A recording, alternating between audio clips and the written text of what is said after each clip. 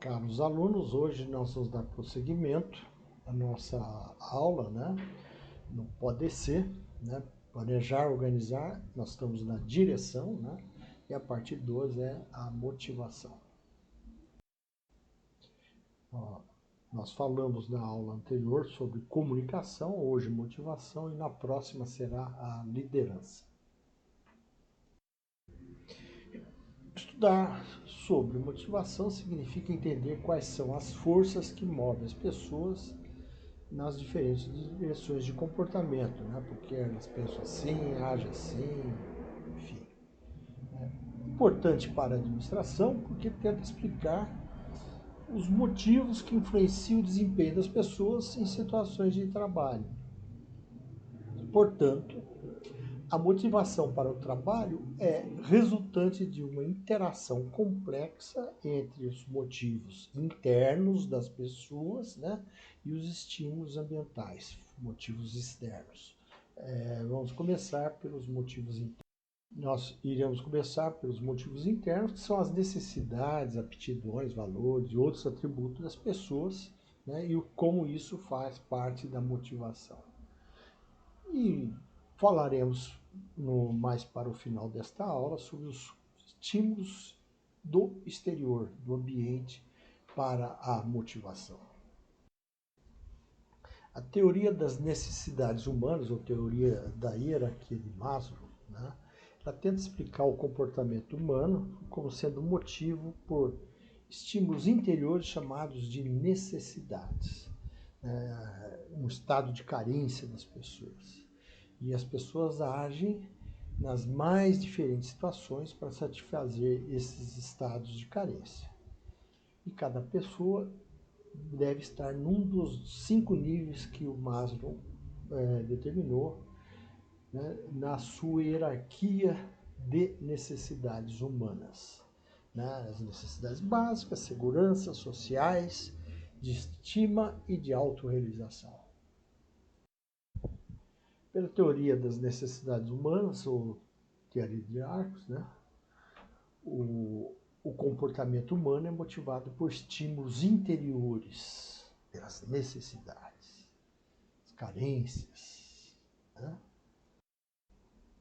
Esta é uma ilustração gráfica, né, das necessidades básicas. Né? As pessoas têm necessidade fisiológicas, de alimentação, né? E se essas necessidades não estão sendo atendidas, né, então, para estimular ou motivar as pessoas, temos que agir nesta área, né? E quando isso ficar satisfeito, aí as pessoas começam a pensar na segurança, moradia e tal, né? Estando satisfeitas, elas começam a pensar em questões sociais, de amizades, grupos, né? Satisfeito, né? A pessoa pensar em si, né? Na sua estima pessoal e tal, até chegar no nível da autorrealização. Então, uma necessidade em qualquer ponto da hierarquia precisa ser atendida antes que a necessidade seguinte se manifeste. Essa é uma dos princípios do Maslow. Né? Quando uma necessidade é satisfeita, a próxima necessidade mais elevada torna-se dominante. Foi o que eu tentei explicar olhando ali no gráfico. Então, para motivar, preciso conhecer o nível onde que a pessoa está de necessidades e focalizar naquilo. Quando as necessidades não são atendidas, há uma frustração, e a frustração pode levar a fuga, a resignação, um comportamento inadequado, né, agressão e tudo mais. E nesse sentido, a gente pode, por exemplo, olhando para essas necessidades satisfeitas ou não satisfeitas, né, vamos pensar uma pessoa que tem dificuldades, né, recebe um salário mínimo, trabalha numa posição assim de linha, trabalhos, né, sem muitas especializações, né, bem trabalho simples, né, e ganha um salário mínimo, R$ 1.100. Supondo que ela receba a oferta para fazer o mesmo trabalho em outro lugar por um salário de R$ 1.200, né, um pouquinho mais que o mínimo, né? R$ 100 a mais, ele muda, nem 10% a mais de aumento, mas ele muda. Por quê? Porque as necessidades básicas dele não estão sendo atingidas. Por outro lado, uma pessoa que trabalha numa empresa de TI, né, onde o pessoal trabalha a criatividade, o pessoal passa de patim para cá, para lá, né, senta todo mundo tomando um café junto, conversando, criando, né, né, a pessoa se sente autorrealizada, né? Ela está trabalhando com pessoas tops, inteligentes, de um lugar legal, né? E ganha, vamos dizer, 10 salários mínimos, R$ 1.100, R$ 11.000. E aí ele recebe né, um conhecido, falou assim, nossa, você se formou no Instituto Federal de São Paulo, lá em São Roque, uma escola muito boa, né?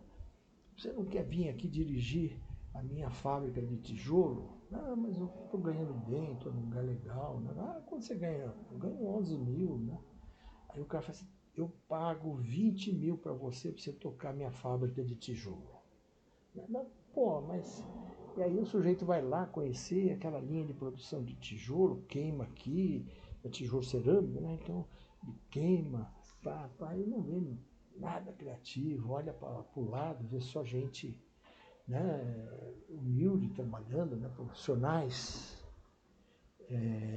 sem grandes especializações trabalhando, e fala assim, poxa vida, eu vou sair daquele ambiente bacana, pessoal criando tal, né, para ganhar 20 mil, né, mas pô, não tem, não paga a satisfação, minha autorrealização.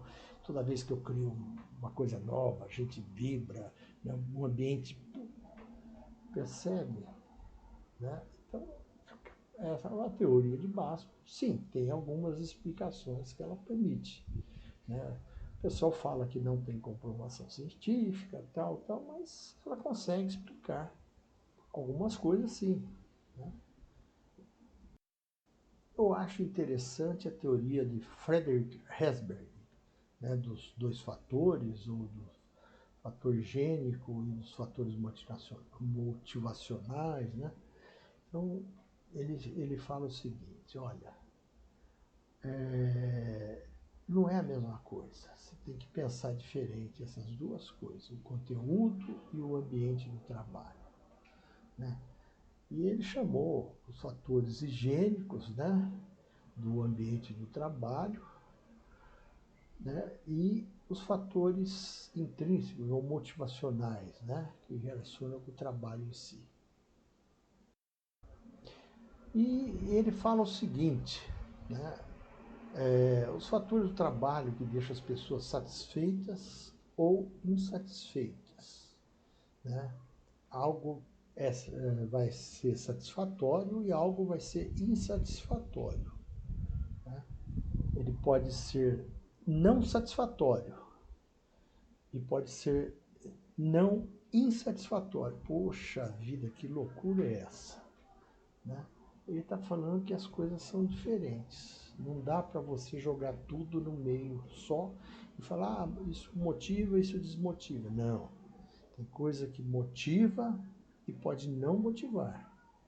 E tem coisas que deixam as pessoas insatisfeitas e pode não deixar as pessoas insatisfeitas, né? E a gente tem que separar essas coisas. Eu costumo dizer que o trabalho do professor do IFE, que tem um salário acima da média dos professores de uma maneira geral, né? Estamos abaixo de alguns, mas jamais exceções, né? E que isso é algo que não é por esta razão que nós estamos aqui. A minha parte não é essa razão. O que me deixa satisfeito, motivado, é quando a gente realiza algo importante. Por exemplo, os nossos alunos tiraram nota máxima no ENAD, nota 5. Né? Poxa, isso foi algo assim de uma realização muito grande, né? Isso é um fator que motiva. O salário, gente, ele, por ser um salário acima de uma média, né, ele não desmotiva. Ele nos deixa satisfeitos. Mas e olha só o salário dos professores do estado de São Paulo, né, do trabalho para o governo do estado de São Paulo. É um salário que é o menor do estado. Um dos menores salários de professor no Brasil é do estado de São Paulo. Muitas prefeituras do estado de São Paulo pagam até menos, né? E isso é algo que deixa eles insatisfeitos. Eles poderiam estar não insatisfeitos se tivesse salário na média, ou igual, ou um pouquinho maior do que o salário dos professores no Brasil. Mas isso é uma das coisas que deixam eles insatisfeitos. E outra coisa que deixam eles insatisfeitos é, por exemplo, aquela professora que trabalha numa, numa periferia na cidade de São Paulo, que conversou comigo outro dia, e me disse que ela chegou um dia na sala de aula, tinham roubado o celular dela, ela desabafou, poxa vida, me roubaram o meu celular, poxa, né? Dali a pouco, 3 alunos saem da sala, ela já ficou meio assim esquisito, né? E eles voltam com um saco assim, joga na mesa dela um monte de celular e fala assim, qual desses é da senhora? Ela, toda receosa, apontou esse. Pega. Ela pegou, né? Eles pegaram os outros, jogaram o saco e foram embora. Poxa vida. Eles percebem que a comunidade que mora ali, ela está insatisfeita com isso, né? A professora se sente insatisfeita com isso. Se isso não acontecesse, ela não estava insatisfeita. Percebe a diferença? Né? O que motiva são esses fatores. Né? Saber que na empresa que eu estou, eu posso fazer carreira. Né? Essa perspectiva deixa as pessoas motivadas. Mas se ela percebe que, né, ela não pode fazer carreira, ou a carreira é permitida para alguns, especialmente ele, talvez por ser, ser da mesma religião que a maioria das pessoas lá, tal, por alguma coisa, ele fala assim, poxa, isso torna ele não motivado. Isso não motiva ele. Né? Percebe a diferença dessas coisas? Um chefe muito agressivo, olha, o governador do estado de São Paulo agora, recente, lá na Baixada, não sei se foi ele, um diretor de regional de ensino, eu sei que determinou lá que os professores, como não estão frequentando, não estão tendo aula, para ir lá e capinar o mato que tem na escola. Olha, se a comunidade se junta e fala assim, vamos fazer um mutirão para fazer a limpeza na escola, isso até pode ser motivado. Agora, mandar o cara fazer isso com uma forma assim até de assédio, né?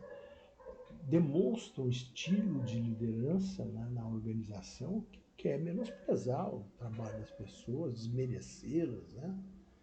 E aí isso é algo que deixa a pessoa insatisfeita, se não muito insatisfeita.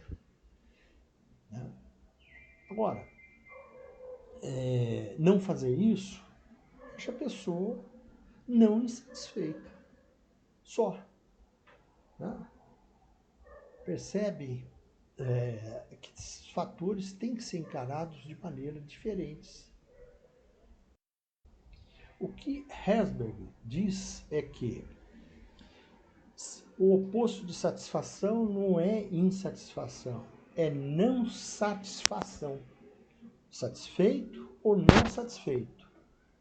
E o oposto de insatisfação é não insatisfação. Percebe? Ele está criando duas escalas onde você vai medir coisas diferentes nessa régua de satisfação, a régua de satisfação e a régua de insatisfação. Na régua de satisfação, você vai ter coisas que deixam as pessoas satisfeitas, motivadas, ou não satisfeitas, não motivadas. E na régua da insatisfação, você vai ter coisas que deixam as pessoas insatisfeitas ou não insatisfeitas. Cá estão as réguas, então, né? Então, a presença de fatores motivacionais, né, deixa as pessoas satisfeitas. A ausência, né, não insatisfeita. A possibilidade da pessoa não ter carreira naquela empresa deixa ela não satisfeita. Né? O salário abaixo da média deixa as pessoas insatisfeitas. Salário normal, na média e tal, deixa as pessoas não insatisfeitas. É isso que trabalha os fatores motivacionais do Herzberg. Macklin, ele fala o seguinte: as pessoas têm desejo de se realizar no trabalho, tem pessoas que têm desejo de se realizar no trabalho. Se elas não puderem se realizar, elas não vão ser motivadas. E tem pessoas que querem fazer carreira, ser chefe, dirigir, né? Ter poder. Essas pessoas, se não conseguirem fazer isso, elas não são, se motivam para tentar fazer isso. Né? E as pessoas que têm assim, necessidade de amizades, né? A pessoa trabalha no marketing, né? Relaciona com clientes ou no RH com todas as pessoas, tal. E a necessidade de afiliação, elas se sentem bem nesse meio, se sentem motivados. É outra teoria. Nós somos resultados de uma sociedade onde a gente vive, né? E, obviamente, os impactos da sociedade, né, fazem com que as pessoas se sintam e tenham influências e agem por isso. Né? Por exemplo, né, tem pessoas que se sentem valorizadas porque as pessoas com quem ela convive a valorizam. Né? Então, isso eu creio que, por exemplo, na cidade de Alumínio isso ocorre muito, que as pessoas que trabalham na CBA, né, a sociedade os valorizam. Né? Imagino que o senhor da CBA deve ser uma pessoa muito querida na cidade de Alumínio. Portanto, vários fatores sociais influenciam no comportamento das pessoas. A religião é um fator que influencia muito, os costumes, as propagandas, né? A educação, o folclore. Então, tem várias influências que mexem com as pessoas, né? Tornam suas necessidades, né, socialmente adquiridas. Né? Então, quando eu falei de valorização pela sociedade, né, foi algo adquirido na sociedade. Vamos falar agora de algumas práticas que podem ser utilizadas pelas empresas para incentivar ou fazer com que as pessoas se motivem. Né? Diversos tipos de incentivos e recompensas que a organização pode oferecer. Sempre foi um grande problema as tarefas muito especializadas, muito simples, né, que são desempenhadas pelas pessoas, que são rotineiras, cansativas, né, muito chato trabalhar, como o Charlie Chaplin lá no filme Tempos Modernos que vocês assistiram. Uma das maneiras de resolver isso é alargar as tarefas, né, aumentar a quantidade de tarefas que a pessoa desempenha, né, e reduzir o grau de especialização. Então, em vez de apertar só um parafuso, ela faz algumas coisas a mais como tarefas, né? Outra maneira é o rodízio de cargos, né? Se trocar as pessoas, né?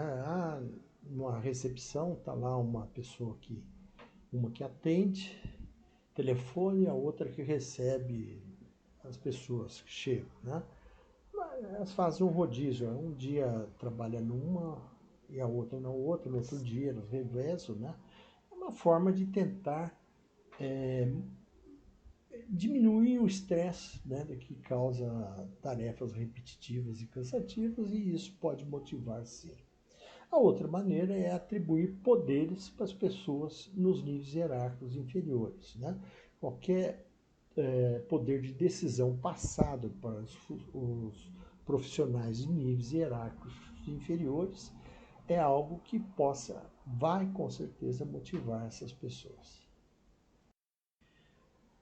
As empresas também podem premiar, né, o desempenho, algum feito interessante que alguém teve, né, na presença dos colegas, ele se sente bem, estimula, né, é muito utilizado para motivar vendedores, né, um programa de incentivos com prêmios pelo desempenho.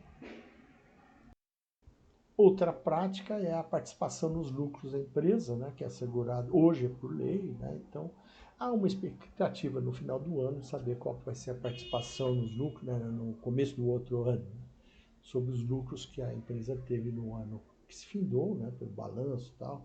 Então, os sindicatos costumam negociar, né, de patrões com os empregados, né, e eles acertam um valor que ser pago para os funcionários todos, né. Essa política pode ser também, é utilizada para incentivar grandes executivos, né, com a participação nos resultados da empresa, uma participação para eles, um percentual de alguma coisa, né, para que motive eles a sempre trabalhar para que a empresa tenha grandes lucros. Era o que eu pretendia falar com vocês sobre motivação e aguardo vocês até a nossa próxima aula.